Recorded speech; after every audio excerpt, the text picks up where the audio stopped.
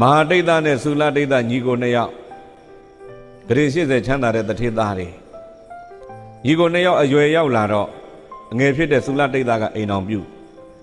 ညီကိုနှစ်ယောက်ကြဒစိမ့်ရောတော့အဲ့ဒီမှာအမွေခွဲတယောက်ကိုဂရေ40တီရဂရေ40တီရတော့သုလဒိဋ္ဌနဲ့သုလဒိဋ္ဌဇနီးကချမ်းသာလိုက်တာတို့ဂရေ40တောင်ပဲပိုင်ပြီပေါ့ပစ္စည်းတွေကြည့်ပြီးတော့ပီတိတွေဖြစ်တယ်ချမ်းသာတယ်ဒုက္ခလို့ဒီလိုမြင်တယ်မဟာဒိဋ္ဌကြီးကတော့အဲ့40သောပစ္စည်းကိုကြည့်ပြီးတော့ဒုက္ခလို့မြင်တာဒုက္ခလို့မြင်တဲ့ပုဂ္ဂိုလ်ကသိမ့်ပိုက်ခြင်းစိတ်တွေဖြစ်မဲ့ဒုက္ခမြင်တဲ့ပုဂ္ဂိုလ်ကစွန့်လွတ်ခြင်းစိတ်ပေါက်မယ်ဒီလိုမလားအဲ့ဒါနဲ့ငါညီတို့ငါညီမတို့ဒီပစ္စည်းတွေမင်းတို့ပဲယူတော့ငါမလိုချင်တော့ကိုကြီးဘာဖြစ်လို့ငါယဟန်ပြုမှမို့ပါတဲ့ယဟန်ဘဝဓာတ်တွေမလိုလို့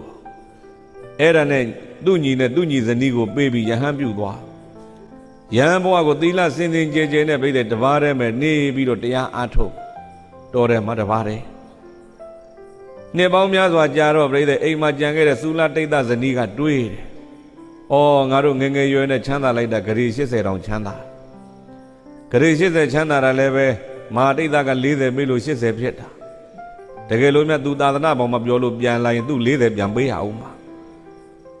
ဒါဆိုရင်တို့လည်းစည်းစိမ်ကတဝက်ရော့အောင်ပါတို့စည်းစိမ်တော့ရော့ခံလို့မဖြစ်ဘူးဒီကိုတော်ကြီးအပြတ်ရှင်းမှဖြစ်မယ်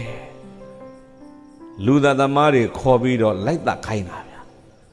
စာထဲမှာပါတော့လူသားသမား900ငွေ900ပေးတာခိုင်းတယ်တယောက်တစ်ချက်နဲ့ဘုန်းကြီးတတ်မှာနော်အဲ့ဘွဲကလေ